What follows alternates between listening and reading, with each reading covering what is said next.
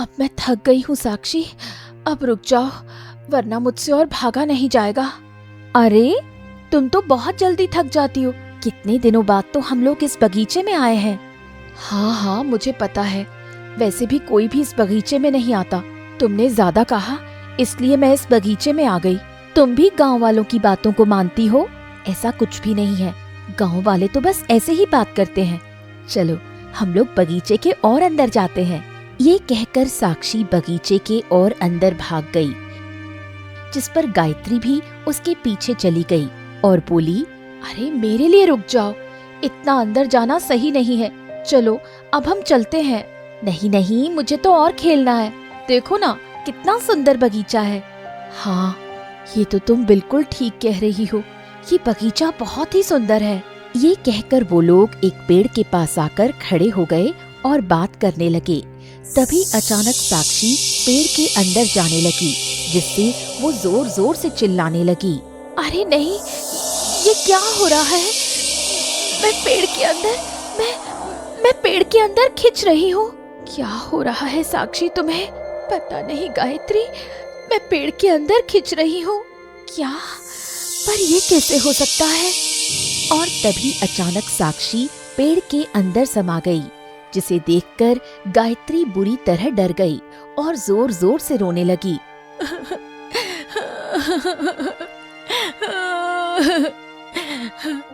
अरे नहीं, ये क्या हो गया? साक्षी साक्षी, हे भगवान, अब मैं क्या करूं? ऐसा करती हूँ, जल्दी से गांव वालों के पास जाती हूँ, शायद वही कोई रास्ता बताएंगे। ये कहकर वो बगीचे से भागकर गांव वालों के पास आ गई। गांव वालों ने जब गायत्री को इतना ज्यादा परेशान देखा तो कहा, क्या हुआ बिटिया, तुम इतना ज्यादा परेशान क्यों हो, क्या बात है? काका साक्षी साक्षी। क्या हो गया साक्षी को? वो तो तुम्हारे साथ ही थी ना? हाँ काका, हम लोग उस जादुई बगीचे में गए थे, वहीं साक्षी अचानक से पेड़ के अंदर समा गई। क्या बगीचे में? अरे तुम लोगों से किसने कहा था वहाँ जाने के लिए? तुम्हें पता है ना उस बगीचे में कोई नहीं जाता है, हमें पता था काका, पर साक्षी ने जिद की, इसलिए मैं उसके साथ चली गई थी। हे भगवान, अगर साक्षी के साथ ये हादसा हुआ है तो मैं तो कहता हूँ काका, अब हमें उसे भूल ही जाना चाहिए, क्योंकि मुझे नहीं लगता कि वो जिंदा भी बची होगी। ये तुम क्या कह रहे हो? वो मर नहीं सकती, हमें उसे बचाना चाहिए। पर आखिरकार हम उसको बचाएंगे कैसे? तुम कह रही हो कि वो पेड़ के अंदर चली गई, और अगर पेड़ काट देंगे तो साक्षी तो कभी बाहर नहीं आ पाएगी, क्योंकि वो बड़ा ही रहस्यमयी बगीचा है। अब तुम जाओ यहाँ से और अपनी दोस्त को भूल जाओ, जाओ। ये सुनकर गायत्री काफी ज्यादा दुखी हो गई और बोली, नहीं, मैं अपनी सहेली को इस तरह भूल नहीं सकती, मैं उसे लाऊंगी किसी भी कीमत पर। अरे बिटिया, इस तरह से जिद करना अच्छी बात नहीं होती है। चंदन बिल्कुल ठीक कह रहा है, क्योंकि उस बगीचे में जो कोई भी गया है वापस लौट कर नहीं आया है, समझो। ये सुनकर गायत्री काफी दुखी हुई और फिर वो वहाँ से अपने घर चली गई। घर आने के बाद गायत्री काफी दुखी हुई। जब उसके पिता मुकेश ने ये देखा तो कहा, अरे क्या हो गया बिटिया, तू इतनी दुखी क्यों है? और साक्षी कहाँ है? पिताजी, अब मैं आपको क्या बताऊं, हम लोग उस जादुई बगीचे में चले गए थे जहाँ साक्षी के साथ हादसा हो गया। इसके बाद गायत्री ने अपने पिता को सारी बात बताई, जिसे सुनकर मुकेश भी हैरान हुआ और बोला, है? ये तुम क्या कह रही हो बिटिया? आखिर तुम लोग वहाँ गई ही क्यों थी? क्यों गई थी वहाँ? किसने कहा था जाने के लिए? मुझे नहीं पता था पिताजी, ऐसा कुछ हो जाएगा, आप साक्षी को बचा लीजिए ना। अरे बेटी, वो बगीचा बहुत ही खतरनाक है, वहाँ कोई नहीं जाता, सभी डरते हैं उससे, क्योंकि कहा जाता है कि वहाँ जो भी जाता है लौट कर नहीं आता। और तुम वहाँ आखिरकार गई ही क्यों? क्यों गई तुम वहाँ पे? ये सुनकर गायत्री भी काफी ज्यादा दुखी हो गई और बोली, ये सब मेरी ही गलती थी, अगर मैं उसके पीछे नहीं जाती तो शायद वो भी अकेली कभी नहीं जाती, मुझे उसे जाने नहीं देना चाहिए था। अब देखो बेटा, जो होना था सो तो हो गया। शायद उसका साथ हमारे साथ इतना ही था। ये सुनकर गायत्री काफी दुखी हो गई और वो पिछले दिनों के बारे में सोचने लगी, किस तरह साक्षी उसे नदी के किनारे मिली थी। और फिर गायत्री ने अपने पिता से कहा, चाहे कुछ भी हो जाए, मैं उसे हर हाल में बचाकर ही लाऊंगी। बेटी जिद मत कर बेटा, मैं तुझे खोना नहीं चाहता। और वैसे भी वो तो अनाथ थी, शायद उसकी किस्मत में, उसकी जिंदगी में यही होगा। अब तुम्हें उसे भूल जाना चाहिए और अपने आगे की जिंदगी शुरू करनी चाहिए। समझ गई ना बेटा? हाँ, जो बचा है उस पर ध्यान लगाओ। हाँ। ये कहकर मुकेश वहाँ से चला गया, जिस पर गायत्री काफी दुखी हुई और बोली, हे भगवान, सभी लोग इस तरह कह रहे हैं जैसे साक्षी कोई इंसान नहीं बल्कि कोई हवा थी। उसके गायब होने से किसी को कोई फर्क नहीं पड़ा। कोई भी उस बगीचे में जाना नहीं चाहता। अब मैं क्या करूं?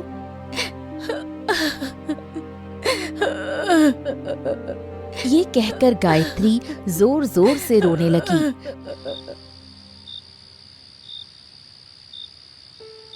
उस रात गायत्री को बिल्कुल भी नींद नहीं आई और उसने अपने आप से कहा, हे भगवान, मेरी मदद कीजिए। मैं अपनी सहेली को खोना नहीं चाहती। जैसे तैसे तो मुझे एक पक्की सहेली मिली है। अगर उसे कुछ हो गया तो मैं अपने आप को कभी माफ नहीं कर पाऊंगी। कोई ना कोई रास्ता दिखाइए भगवान। ये कहकर गायत्री काफी ज्यादा दुखी हुई।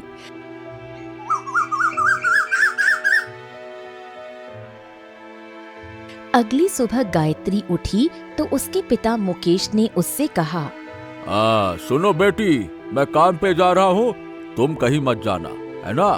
ठीक है पिताजी, मैं कहीं नहीं जाऊंगी। ये सुनकर मुकेश वहाँ से चला गया। जिसके बाद गायत्री अपने घर के बाहर आकर बैठ गई। वो काफी ज्यादा उदास थी। तभी अचानक उसकी नजर एक सोने की चिड़िया पर पड़ी, जिसे देखकर वो बुरी तरह हैरान हुई। अरे ये क्या? ये तो सोने की चिड़िया है, पर आखिर ये कैसे हो सकता है?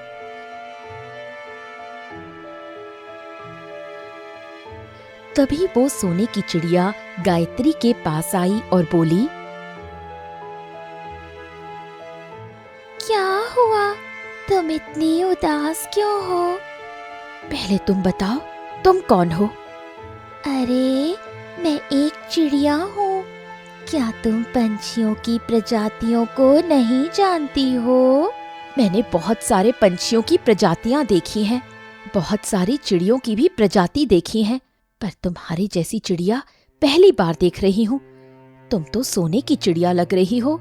तुमने बिल्कुल ठीक कहा, मैं सोने की ही चिड़िया हूँ, जो जादुई बगीचे से आई हूँ। क्या? जादुई बगीचे से? ये तुम क्या कह रही हो? हमने तो वहाँ पर कभी कोई ऐसी चिड़िया नहीं देखी। अरे ये सब छोड़ो तुम, वैसे बताओ तुम इतना दुखी क्यों हो? क्योंकि मेरी सहेली उस बगीचे में गायब हो गई है और मैं उसे बचाना चाहती हूँ, इस वजह से। पर कोई भी मेरी मदद नहीं कर रहा है। सब लोग उस बगीचे में जाने से डर रहे हैं। अच्छा, ऐसी बात है।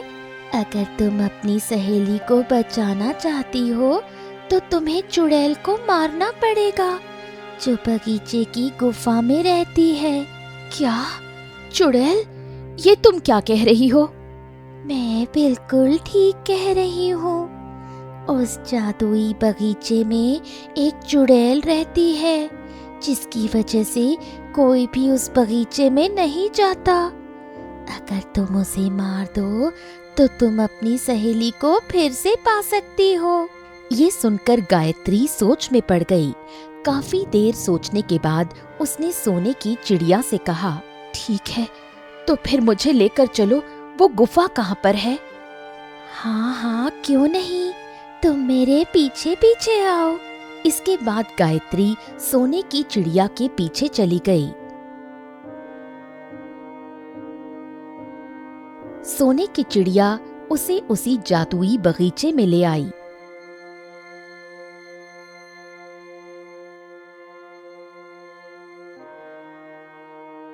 बगीचे में आने के बाद गायत्री ने उससे कहा, कहाँ है वो गुफा? हम लोग तो बगीचे के काफी अंदर आए थे, हमें तो दिखाई नहीं दी थी। वो गुफा बगीचे के अंत में है, इस वजह से तुम लोगों को दिखाई नहीं दी होगी। क्या? बगीचे के अंत में? वैसे वो बगीचा देखने में कितना सुंदर है, भला यहाँ चुड़ैल कैसे रह सकती है? वो उस चुड़ैल की साजिश है। सभी लोग उसकी सुंदरता देखकर वहाँ आ जाते हैं और फिर वो चुड़ैल सभी को पकड़ लेती है। पर आखिर उसकी मौत कैसे होगी? क्या तुम मुझे बताओगी? तभी तो मैं उसे मार पाऊंगी। पहले गुफा तो आने दो, उसके बाद मैं तुम्हें सब बता दूंगी। इसके बाद सोने की चिड़िया उसे गुफा के पास ले आई।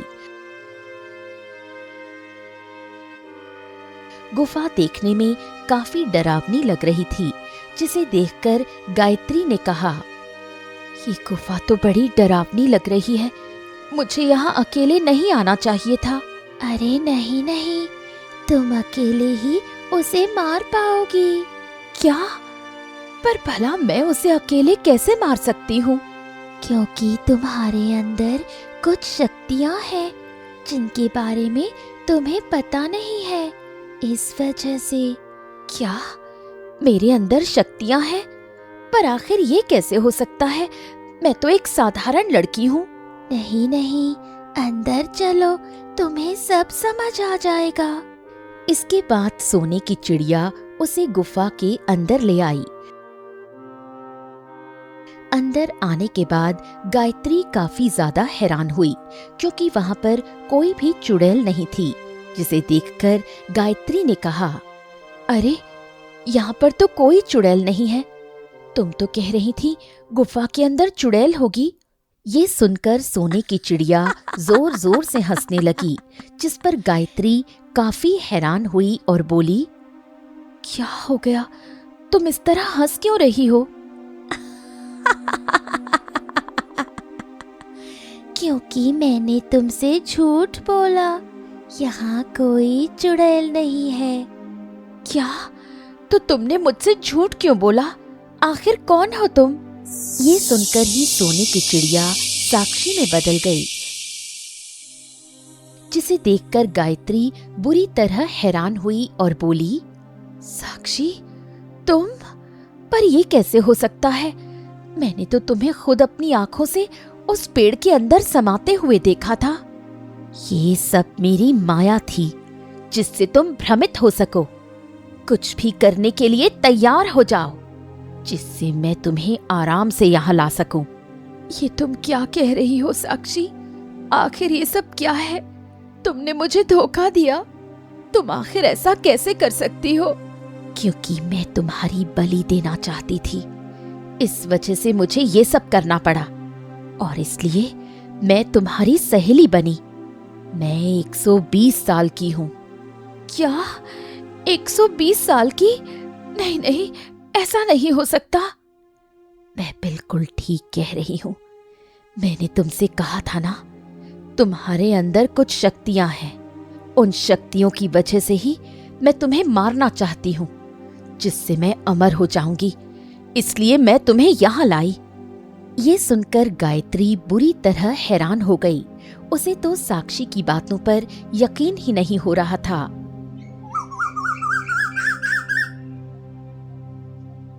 दोपहर में मुकेश घर पर लौटकर आया।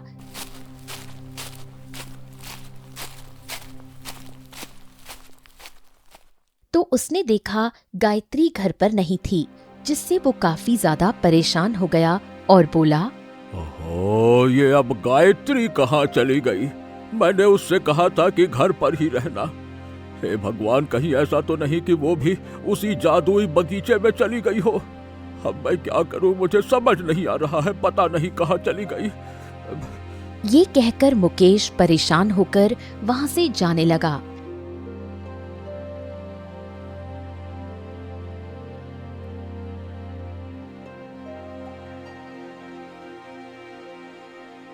तभी अचानक उसे गांव का चंदन मिला। चंदन ने जब मुकेश को परेशान देखा तो कहा, अरे क्या बात है, आप लोग इतने परेशान क्यों लग रहे हैं, क्या हो गया? अरे अरे तुमने गायत्री को देखा कहीं क्या? वो सुबह से दिखाई नहीं दे रही है। मैंने उसे हर तरफ ढूंढ लिया, कहीं कहीं देखा है क्या तुमने बेटा? क्या गायत्री? नहीं नहीं नहीं, मैंने तो नहीं देखा। तभी वहां केशव आया और बोला, अरे मुकेश, अरे भाई मैंने तुम्हारी बेटी को एक सोने की चिड़िया के साथ देखा था। क्या बात करते हो, सोने की चिड़िया? ये आप क्या कह रहे हैं? भला सोने की चिड़िया कैसे हो सकती है? यही तो मुझे भी समझ में नहीं आ रहा था, पर वो उसी के पीछे पीछे जा रही थी। मैंने उसे रोकने की कोशिश की भी, पर वो रुकी ही नहीं। हे भगवान, हे भगवान, ये किस तरफ चली गई है? ये बताइए किस तरफ गई है, कुछ बता सकते हैं आप? हाँ, वो उस जादुई बगीचे की तरफ गई है। क्या कहा? जादुई बगीचा? नहीं नहीं नहीं नहीं नहीं, ऐसा नहीं हो सकता। अब मैं क्या करूं? मैं भी अब उस बगीचे की तरफ जा रहा हूँ।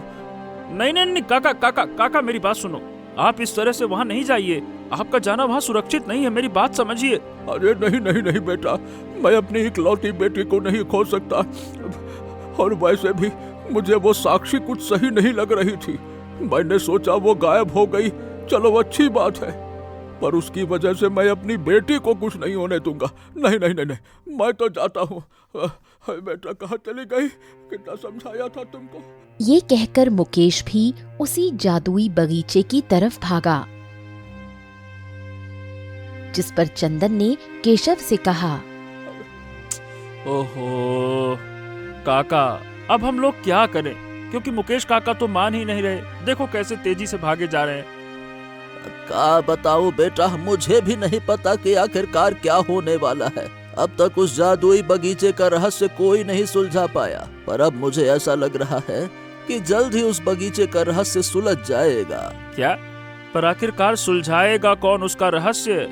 अब ये तो मुझे भी नहीं पता, पर चंदन, मेरा मन कह रहा है कि अब कुछ ऐसा होगा जिससे जादुई बगीचे का रहस्य सुलझ जाएगा।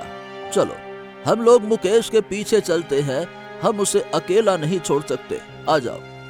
हाँ, ये आप बिल्कुल ठीक कह रहे हैं काका, आइए चलिए।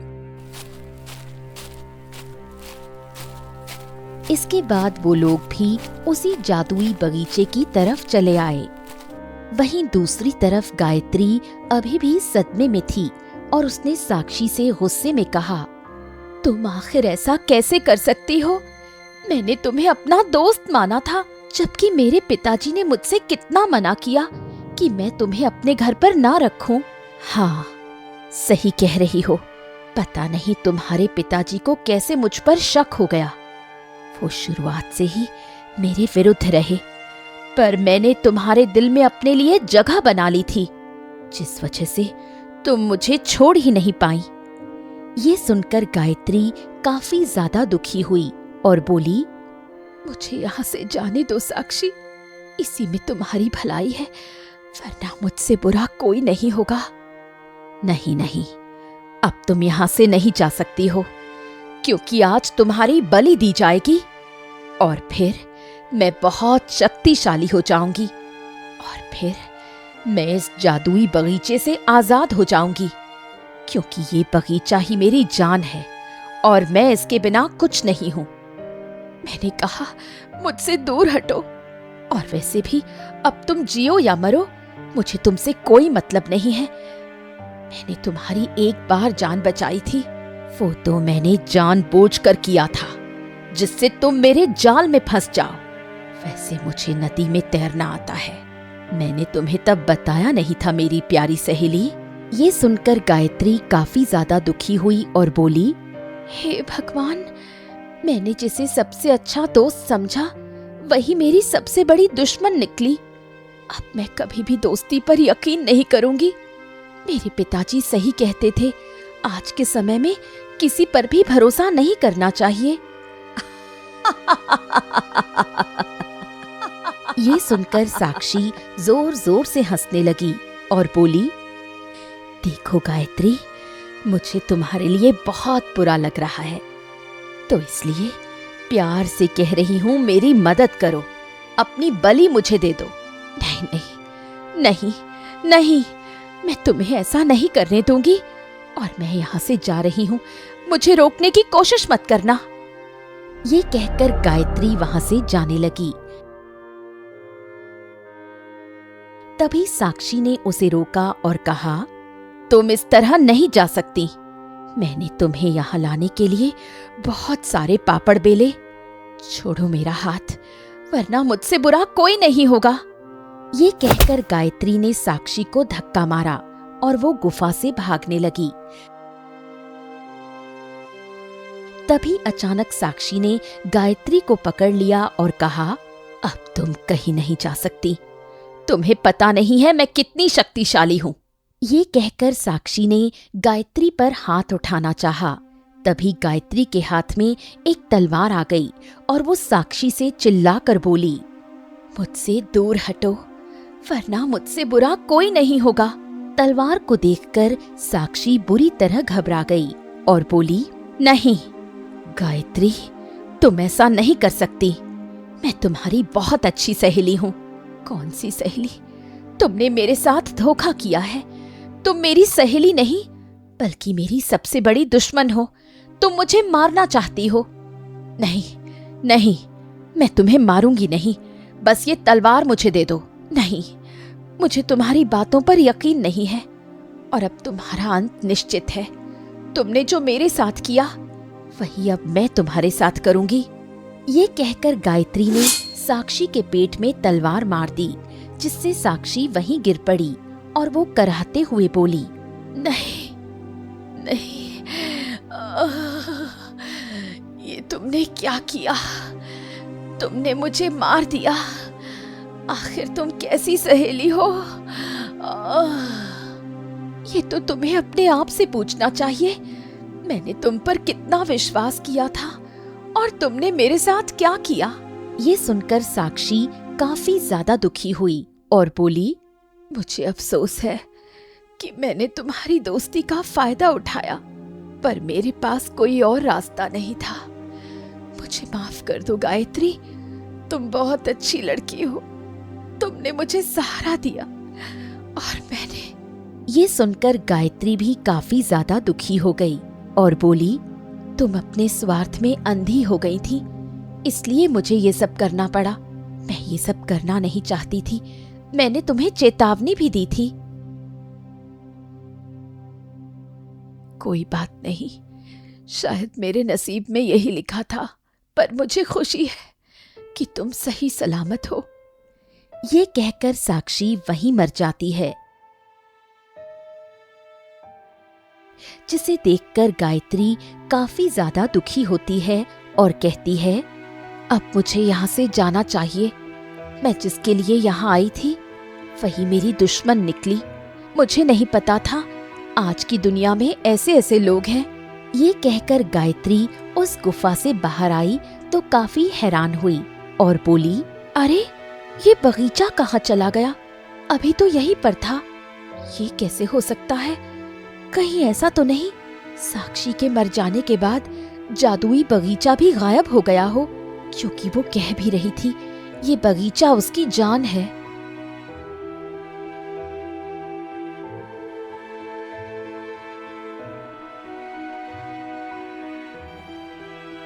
तभी उसकी नजर अपने पिता और गांव वालों पर पड़ी,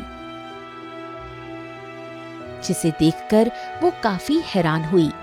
तभी मुकेश भागकर गायत्री के पास आया और बोला, अरे बेटी बेटी बेटी, तुम ठीक तो हो ना? तुम्हें कुछ हुआ तो नहीं ना बेटा? कैसी हो तुम? नहीं नहीं पिताजी, मैं बिल्कुल ठीक हूँ। और वो साक्षी कहाँ है? तुम्हें साक्षी मिल गई? हाँ हाँ पिताजी, मुझे साक्षी मिल गई थी और उसका खात्मा भी हो गया। क्या? ये क्या कह रही हो तुम? हम कुछ समझे नहीं बेटा। इसके बाद गायत्री ने गांव वालों और अपने पिता को सारी बात बताई, जिसे सुनकर मुकेश ने कहा, सही बताओ, मुझे तो पहले ही उस लड़की पे शक हो रहा था, क्योंकि इस तरह कोई अनजान लड़की किसी के घर में भला कैसे रह सकती है। अरे चलो चलो, जो कुछ हुआ अच्छा हुआ। मुझे तो पहले ही पता था कि आज इसका अंत हो जाएगा। आज तुम्हारी बेटी की वजह से ये जादुई बगीचा गायब हो गया। हाँ, आप बिल्कुल सही कह रहे हैं। इस बगीचे ने अब तक पता नहीं कितने लोगों की जान ली थी। चलो, अब यहाँ से हमें चलना चाहिए, चलो। हाँ, आप बिल्कुल ठीक कह रहे हैं पिताजी। वैसे भी अब यहाँ रहने का कोई फायदा नहीं है। इसके बाद सभी लोग वहाँ से घर आ गए। घर आने के बाद गायत्री थोड़ा परेशान लग रही थी। उसे परेशान देखकर मुकेश थोड़ा हैरान हुआ और बोला, अब क्या हो गया बेटी, क्या बात है? तुम इतनी परेशान क्यों हो? पिताजी, मुझे आपसे कुछ जरूरी बात पूछनी है। हाँ, बताओ, क्या पूछना है, बोलो बेटा। क्या मेरे अंदर कुछ रहस्यमयी शक्तियाँ हैं? ये सुनकर मुकेश थोड़ा शांत हो गया, जिस पर गायत्री ने कहा, क्या हुआ? आप कुछ बोल क्यों नहीं रहे हैं? क्योंकि साक्षी ने मुझे बताया, इसलिए वो मुझे मारना चाहती थी। आखिर क्या रहस्य है? हाँ बेटी, ये बात है, जब तू पैदा हुई थी तो मरी हुई थी। हम लोग काफी ज्यादा दुखी हो गए, हमने उम्मीद छोड़ दी। तभी एक सोने की चिड़िया आई और उसने तेरे सीने पर 2 बार चोंच मारी, जिससे तू जिंदा हो गई। और उस सोने की चिड़िया ने कहा कि उसने अपनी शक्तियां तेरे अंदर डाल दी। ये सुनकर गायत्री काफी ज्यादा हैरान हो गई और उसने मुकेश से कहा, क्या सोने की चिड़िया? इसका मतलब साक्षी उसी सोने की चिड़िया का रूप लेकर आई थी। हाँ, जब मुझे केशव ने बताया तो मुझे लगा तुम्हें वही सोने की चिड़िया लेकर गई है, इसीलिए मैं जादुई बगीचे की तरफ चला गया था। पर चलो, कोई बात नहीं, जो कुछ हुआ अच्छा हुआ। हाँ,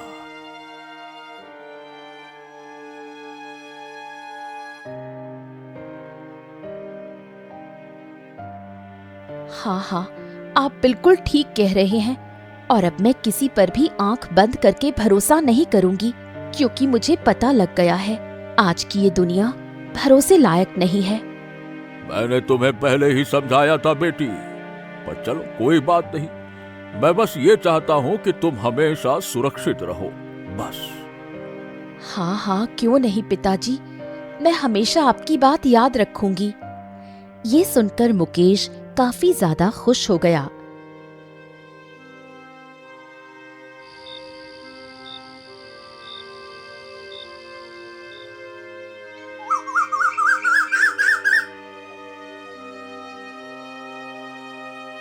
अगली सुबह गायत्री अपने घर के बाहर झाड़ू लगा रही थी।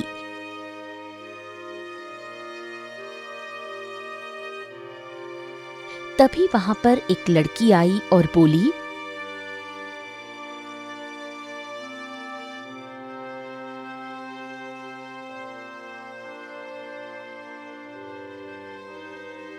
सुनो, क्या तुम मुझसे दोस्ती करोगी?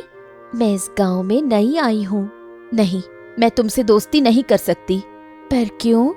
तुम देखने में बहुत अच्छी हो, और वैसे भी मुझे अपने जैसी लड़कियां ही पसंद हैं, जो मेरे जैसी सुंदर हो। ये तो बहुत अच्छी बात है, पर अब मैं किसी पर भी आंख बंद करके भरोसा नहीं कर सकती, इसलिए तुम जा सकती हो। ये सुनकर लड़की काफी ज्यादा हैरान हुई और वहां से चली गई। उस लड़की के जाने के बाद गायत्री ने अपने आप से कहा, अब मैं कभी भी फिर दोस्ती नहीं करूंगी, क्योंकि मुझे पता है आज के समय में कोई भी व्यक्ति दोस्ती के लायक नहीं है। ये कहकर वो फिर से अपने काम करने लगी और अब गायत्री काफी ज्यादा खुश थी और आराम से अपने पिता के साथ रह रही थी।